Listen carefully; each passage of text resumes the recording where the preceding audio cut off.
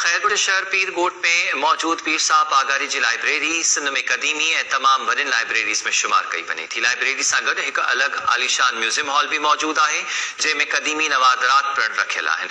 Report करे रहियो आहे आजिज़ एजाज़ राजड़।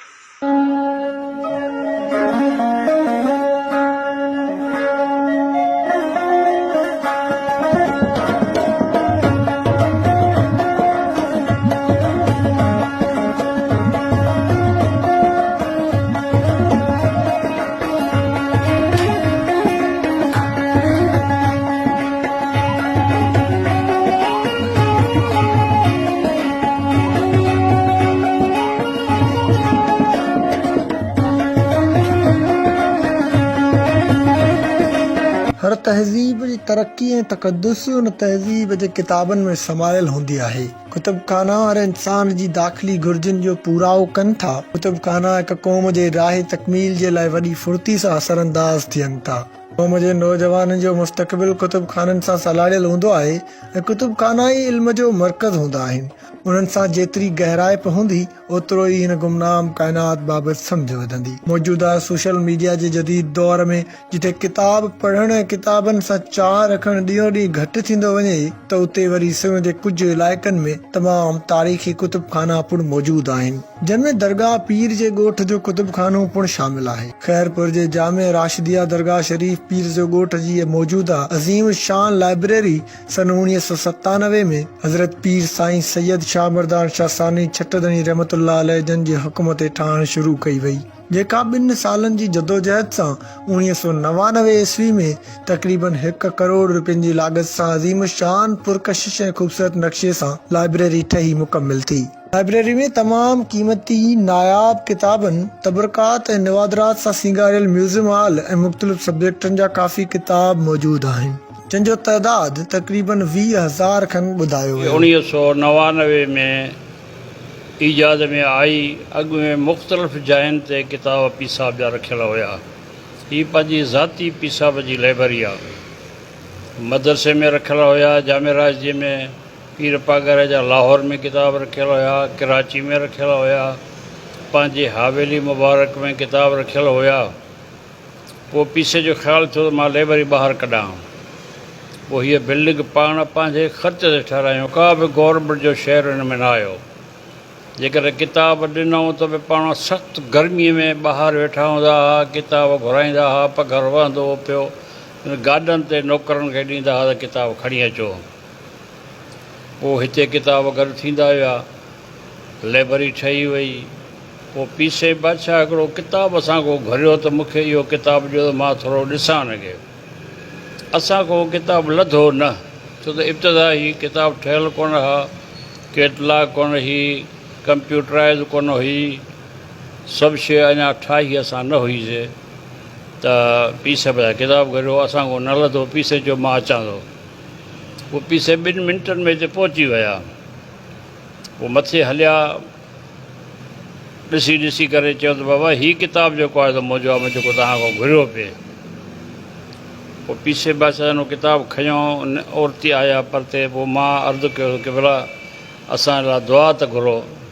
पोइ पाण रोज़े शरीफ़ ॾे मुंहुं करे दुआ घुरियऊं ऐं लफ़्ज़ इहे चयऊं ॾाढे सां त अलाह साईं कंदो मुंहिंजे किताबनि जे सांढण जी, किताबनि जे सम्झण जी ख़ुदा तव्हांखे सलाहियत ॾींदो। सिंध जे हिन अज़ीम लाइब्रेरी में तक़रीबन 3 खां 7 सदियुनि ताईं पुराणा कलमी किताब रखियल आहिनि। कलमी किताबनि सां गॾु हिन लाइब्रेरी में तारीख़ी इस्लामी किताब, हर ॿोली जो ग्रामर, तहक़ीक़, हिकमत, homoeopathic encyclopaedia, dictionaries, astrology, astronomy, रांदियूं, wild life, fishes knowledge, Arab knowledge, word art, civilisation, politics science, economics, commerce, music, stories, drama, biographies, culture education, photography, जिनसियात, Muslim history, psychology, desert, animals, philosophy ऐं ॿियनि अनेक मौज़ुअनि जा हज़ारनि जे तइदाद में किताब मौजूद आहिनि। ऐं कलमी बि किताब असां वटि 1000 खां मथे आहिनि। 40 नुस्ख़ा क़ुर शरीफ़ जा मुख़्तलिफ़ लिखियल क़ुर शरीफ़ आहिनि, सोन सां लिखियल आहिनि। 23 फुट पटी आहे जेकी उन ते सॼो क़ुर शरीफ़ लिखियल आहे, पनो। बहादुर शाह ज़फ़र जी बि क़ुर शरीफ़ हथ जो लिखियलु विर्द करण वारा उहो बि हिते पीसे बादशाह जन मोकिलियो। ॿी बुख़ारी शरीफ़ क़ुर शरीफ़ खां पोइ असांजी आहे बुख़ारी शरीफ़ हदीस जो किताबु आहे, उहो पीसे कोट धनी बादशाह रहमतुल्लाह फ़क़ीरुल्लाह अलवी शिकारपुर वारो जेको पीसे रोज़े वारे जो उस्तादु हुयो उन खां ख़रीद कई। पोइ जॾहिं 100 रुपए में त लिखियो पियो 100 रुपए में, जॾहिं उहा खयों पिया आया त पीसे कोटा वारो बादशाह हितां वॾी मखलूक वठी करे प्यादल हलियो त हलो अॼु असां वटि रसूल पाक अचे थो, पाण हुनजो इस्तक़बाल कयूं। पोइ इहा बुख़ारी शरीफ़ मथे ते रखी करे पोइ हिते दरगाह शरीफ़ ते आंदऊं, उहा बि असां वटि मथे पई आहे। उन बुख़ारी शरीफ़ जा काफ़ी सारा शरह आहिनि, आइनिया, उम्दतुल कारिया, ॿिया किताब आहिनि, फुतूहात मक्किया, तसव्वुफ़ जो किताबु आहे उहो मथे पियो आहे।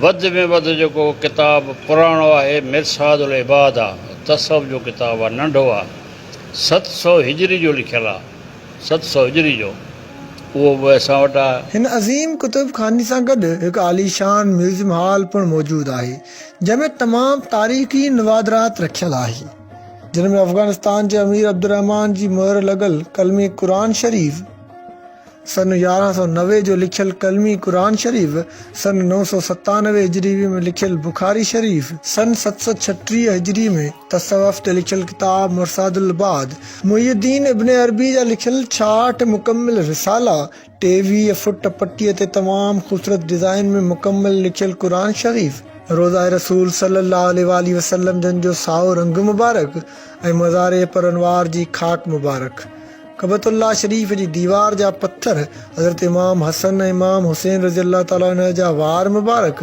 पीरान पागारा जे इबादत जा मुसल्ला, तस्बीहूं ऐं जामे राशिदी दरगाह पीरगोट जे गादी नशीननि जूं कलंगियूं ऐं ताज मुबारक वग़ैरह समेत तमामु तारीख़ी क़दीमी नवादरात मौजूदु आहे। हीअ लाइब्रेरी वॾी हुई, वॾनि बादशाहनि जी लाइब्रेरी वॾी हुई। कोट धनी बादशाह वॾो आलिम हो, उन लाइब्रेरीअ खे वॾो सांढियो। पोइ अंदरि पियल हूंदी हुई, पोइ पीसे कोट धनी विसाल कयो त वरी पीसे सूर्य बादशाह जन आया, वेठा पग ते, पोइ उनजो अंग्रेज़नि सां मुखालफ़त थी वई त पोइ उहे वरी किताब माण्हू चोरी करे खणी विया। हिन वक़्त ताईं बि किताब जेके आहिनि से माण्हुनि वॾेरनि वटि मोलनि वटि पियल आहिनि, जेके पीसे छट धणी रहमतुल्लाह अलैह जॾहिं वरी ख़रीद कया, उनखे पैसा ॾेई पंहिंजी शइ वरी पाण पैसा ॾेई ख़रीद कयूं।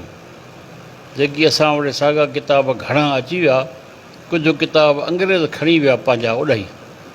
उन्हनि लाइब्रेरी में किताब पियल आहिनि, हुन ते मोहरूं लॻियूं पियूं आहिनि। दरगाह जे वारनि जो कलमी नवाज़रात असांजी ॾाढी हुई जेकी खॼी वई साहिबु, इल्मी घरानो त हुया। ये लाइब्रेरी न सिर्फ़ सिंध जे बल्कि पाकिस्तान समेत पूरी दुनिया जे तारीख़ी ऐं वॾियुनि लाइब्रेरियुनि में शुमार कई वञे थी। तारीख़ गवाह आहे जंहिं क़ौम तइलीम ऐं तहक़ीक़ ते तवजह ॾिनी, उन क़ौम जी चंड ऐं सियारनि ते पंहिंजा पेर खोड़िया। इल्म ऐं हुनर सां न सिर्फ़ उन्हनि इलाइक़ा फ़तह कया, पर माण्हुनि जे ज़हननि ऐं ज़बानुनि ते पिणु पंहिंजो तसल्लुत क़ाइमु कयो। इल्म जी हासिलात जी तमन्ना ऐं आबरू जन क़ौमुनि जे माण्हुनि में समाइजी वेंदी आहे, उनखे हर मुश्किल घड़ीअ खे मुंहुं ॾियण जो हौसलो हूंदो आहे। कैमरामैन टीम सां गॾु आजिज़ एजाज़ राजड़, टाइम न्यूज़, चोटियारियूं।